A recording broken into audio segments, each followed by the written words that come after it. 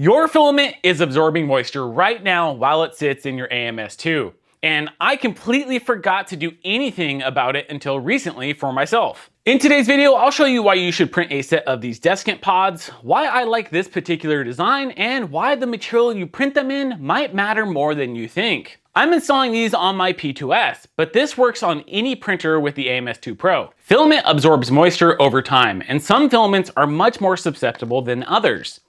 The proper term for this is hygroscopic. Hygroscopic. The proper term for this is hygroscopic. At least I hope I'm saying that correctly. Filaments like PETG, nylon, and TPU are highly hygroscopic and generally need to be dried before use. But even PLA can need drying if it's been exposed to high humidity for long enough. Prints made from filaments that absorb too much moisture will usually show signs of stringing, surface defects, and even brittleness. And if it's really bad, you'll actually hear popping coming from the nozzle while it prints. I live out here in the Southern California desert, so I don't have to worry about moisture quite as much as some of you, but it's still something I have to think about, especially with the more sensitive materials. For those who don't know, Desiccant is a material that does an amazing job at absorbing moisture from the air. You've seen these before.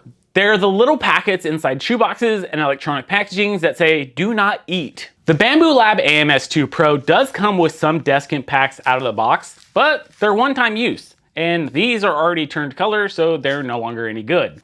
Once they're saturated, they're done. You have to keep buying replacements. Instead of buying replacement packs over and over, we can print this remix design from BR1ACC over on MakerWorld. I'll have a link for that down in the description below if you decide to print it out. The reason I went for this particular design is the printable funnel. It attaches right to the pod and makes filling it up really clean and easy. I don't know about you, but I make a mess every time I try to pour anything into a small opening. This little funnel fixes that for me. The design also just looks really cool, and it's a nice way to add a pop of your favorite color to your setup. I'm kind of a sucker for that. For the Desiccant itself, I picked up Wisedry's 5-pound container on Amazon for around $30. It's way more cost effective than buying replacement packs from Bambu at $4 a pop. This should pay for itself pretty quickly. What I like about Wisedry is that the beads are orange when they're dry and active, and they change color as they absorb moisture. So you can see at a glance when it's time to recharge them. Now, recharging the Desiccant does take some heat. Wisedry recommends drying them out in the oven at 300 degrees Fahrenheit. You can also microwave them. But I'll be honest, I'm not super excited about baking silica gel in the same oven where I cook dinner. I might run down to the thrift store and grab a cheap toaster oven to keep in the shop for this. But before I do that, I want to try drying them in a filament dryer first and see how well that works. Have you tried that before? Let me know down in the comments below. I'm genuinely curious. Now here's a tip that I think is actually really smart. If you print the pods in a higher temperature material like ABS, ASA, or polycarbonate, you can recharge the Desiccant without even removing them from the pods. Just put the whole thing in the dryer or oven and let it go. Those materials can handle the heat no problem. Just don't do this with PLA.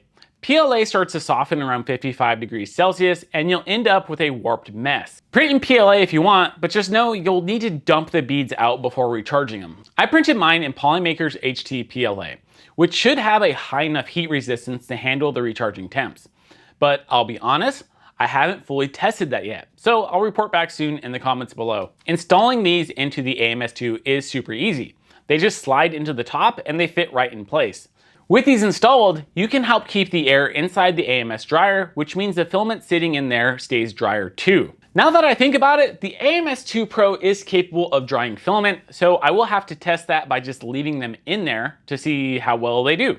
Also, I want to be clear about what this does and doesn't do. The Desiccant removes moisture from the air inside the AMS. They won't pull moisture out of the filament that's already wet. If your filament is already damp, you're gonna need a filament dryer for that. One other quick thing to note here is that you can keep an eye on the humidity levels inside the AMS within the Bambu Studio desktop app and the phone app.